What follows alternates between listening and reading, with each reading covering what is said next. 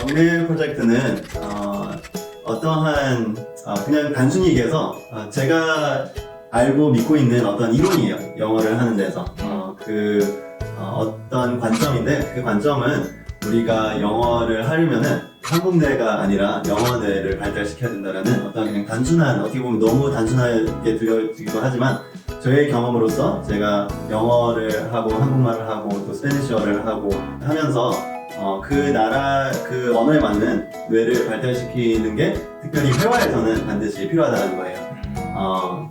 그래서 영내 프로젝트가 특별히 저희가 뭐 클래스도 였는데 8주 안에 저의 영어 뇌를 드리겠습니다 이런 건 아니고요. 모든 분이 영어를 어느 정도 초급분이라도 영어 뇌가 있어요, 안에. 우리 뇌는 되게 조금 게을러요. It's very lazy. 되게 efficient한 걸 좋아하고, 그래서 영어를 배우면은 이렇게 영어 뇌가 쌓이는데 그거를 조금 더 이렇게 끄집어내는 역할을 많이 해요. 그래서 작은 영어 뇌가 있고, 또 뭐 원어민이면은 영어 뇌가 훨씬 더 발달돼 있겠죠. 영어로 많이 생각을 하고 다 영어로 많이 하니까. 그래서 영내 프로젝트라는 것은 우리가 단계만큼 그 영어 뇌를 발달시키고 그 단계만큼 말하는 것을 계속 하는 거예요. 그래서 어떻게 보면 그런 단순한 이론 속에서 제가 추구하고 싶은 거고요. 또 두 번째로는 조금 더 나아가서는 영어에 적절한 생각들. 이게 무슨 말이냐면은 이렇게 대답을 해도 이게 저한테 한국말을 하는 데서 저한테 가장 어려운 부분 중에 하나인데요. 제가 한국말을 알아도 한국 문화에서는 내가 말하는 게 이게 적당한가, 내가 대답을 이렇게 하는 게 이 문화가 받아들이기에 적절한가 맞는가, 또 이 레벨까지가 있어요. 언어를 배울 때 내가 영어를 단어들을 아는데 영어 사람들과 내가 이 대화 속에서 이런 단어들을 사용하면은 그 문화에서는 이렇게 얘기하는 게 맞는가 안 맞는가 알기가 너무 어려워요. 그리고 모르는 게 당연하고, 그래서 제가 한국말 얘기할 때도 조금 주저하고 이런 것들이 이 문화 속에 내가 하는 한국말이 잘 들어가는 한국말인가 이런 부분들이 있는데, 영내 프로젝트는 이렇게 조금 더 깊게 들어가면은 think like an English person, answer like an English person. 그래서 영어 문화적 생각의 대답들과, 그래서 그거는 이제 조금 중국과 advance라고 보면 될 것 같아요. 그래서 쉽게는 다 배우는 분들도 내가 어떤 레벨에 있든지 내가 배운 걸 바로 소통으로, 언어의 소통의 도구로 이렇게 스피킹하고 영어로 이렇게 단순한 생각들을 할 수 있는 이렇게 발달성이고요. 두 번째는 그 문화적인 생각들, 영어적인 생각들로 이렇게 생각을 하고 거기에 이렇게 interact들을 할 수 있게끔 이렇게 도와드리는 어떤 플랫폼과 또 클래스들을 열려고 해요. 그리고 수업은 어떤 식으로 진행되나요? 수업은 영어 수업을 보통 어떤 상황에 이렇게 얘기해야 되는 표현들을 많이 이렇게 전달해 준다든지, 예를 들어서 화장실은 어디 있어요 물어보는 거를 영어로 어떻게 말해요? Where's the restroom? 뭐 이런 식으로 이렇게 해서 그러면 사람들이 이렇게 받아줬죠. Where's the restroom? 화장실은 어디 있나요? 그런 수업들이 나쁘진 않는데 제가 원하는 수업은 아니에요. 왜냐면은 언어라는 것은, 그리고 특별히 한국말보다 영어가 조금 더 이런 성향이 있는 것 같아요. 어떤 내가 화장실이 어디 있어를 딱 한 가지 표현으로 하지를 않아요. Where's the restroom? Where can I find a restroom? Could you please help me find a restroom? Do you know where the restroom is? There's so many various ways to say the same thing. 그래서 영어는 특별히 한국말보다 조금 더 그런 것 같아요. 그리고 개인적인 스타일, 뭐 흑인들은 이런 식으로 표현을 할 거고, 시골에 있는 백인들은 이런 식으로 표현을 할 거고, 다 다양한 어떤 특성이 있기 때문에 딱 우리가 이렇게 공식처럼 화장실은 이런 식으로 얘기를 하는구나, 그런 것들이 있는 부분도 있지만 많이 그렇지가 않아요. 그건 무슨 뜻이냐면은 화장실이 어디 있는 걸 영어로 어떻게 말해요? 그러면 전 이렇게 물어보고 싶어요. 당신이 알고 있는 영어로는 어떻게 표현을 할 건데요? 그러면 알고 있는 거를 뭐 사용하겠죠. Where is restroom or bathroom? 그러면은 그것이 저는 이제 원어민 입장이에요. 어떤 동양인이, 특별히 한국에서 온 동양인이 이렇게 와서 저한테 원어민이 이렇게 듣기에 제가 이분을 도와줄 수 있을까? 그러면은 그 영어는 괜찮아요. 괜찮다고 생각을 해요. 그래서 제가 표현하는 걸로 계속 이렇게 가다 보면은 너무 영어가 어려워질 것 같아요. 물론 이제 어떤 분들은 하면은 말이 안 되거나 알아듣기가 너무 어렵게 하면은 그때 제가 조금 이렇게 많이 고쳐주죠. 그래서 소통이라는 것은 딱 정해진 틀이 많이 없고 내가 이렇게 다양하게 표현을 할 수 있고, especially English is very flexible.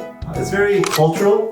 영어 안에서도 다문화가 너무 많고요. 그런 특성이 있기 때문에 굉장히 flexible해요. 그래서 저희 수업은 이제 본인이 영어가 많이 나오게 도와주려고 그런 조금 특성이 있는 것 같아요. 제가 인스타그램에도 레슨을 많이 올리고 사실 표현은 이런 식의 표현적인 강의나 이런 것들은 굉장히 쉬워요. 하는 입장에서는 굉장히 쉬운데 들어서 그게 그렇게 도움이 되는 분들도 있겠지만 또 별로 도움이 안 되는 분들이 많을 거예요. 왜냐면은 지식이 많다고 막 말이 되는 건 아니거든요. 그래서 일단은 제가 이렇게 많이 고민을 한 것 중에 일단은 영어 공포증이 없어져야 돼요. 내가 아무리 지식이 많아도 영어 말만 하는데 너무 막 심장이 뛰어지고 막 숨이 안 쉬어지고 너무 긴장돼서 정말 멘붕이 온 상태면 아무리 지식이 많고 아무리 막 화장실은 영어로 보다 해도 그게 나오지가 않기 때문에 그래서 가능한 영어 공포증이 많이 없어지는 environment를 만들어주는 게 저의 큰 목표고요. 그래서 조금 더 재밌게 인터랙티브하게 그리고 정말 소통 위주로 이렇게 하는데 그렇게 해서 많은 액티비티들이 좀 있어요.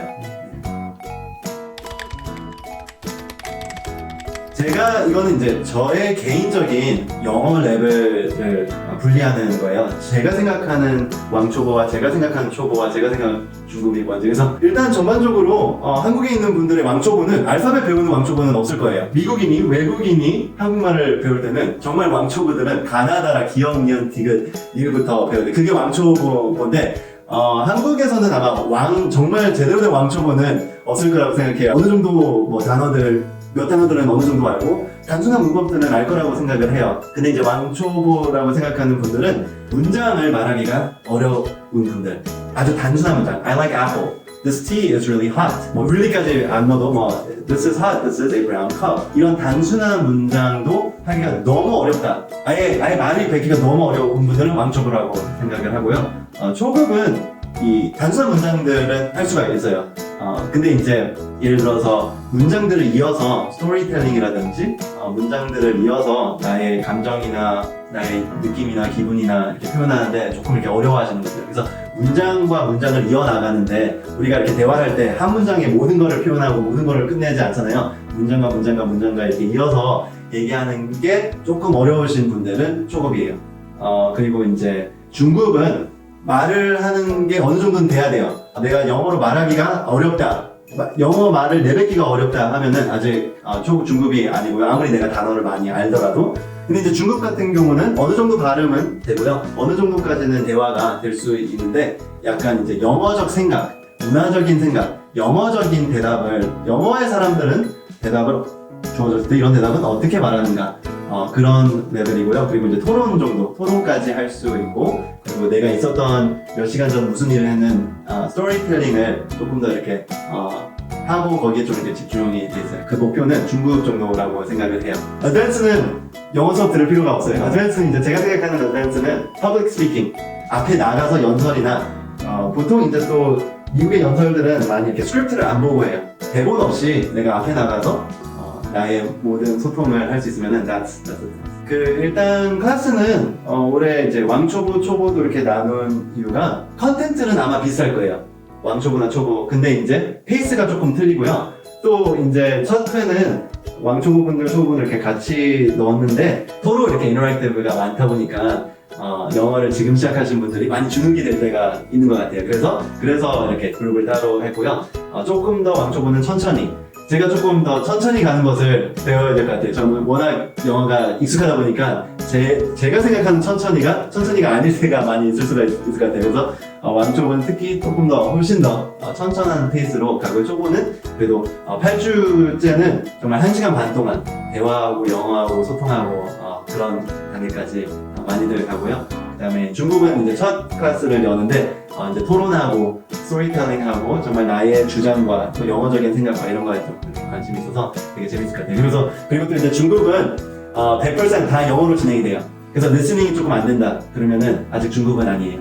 제가 100% 영어로 진행이 되는 거에 어려운 분들은 초급 클래스가 조금 더 좋을 것 같아요.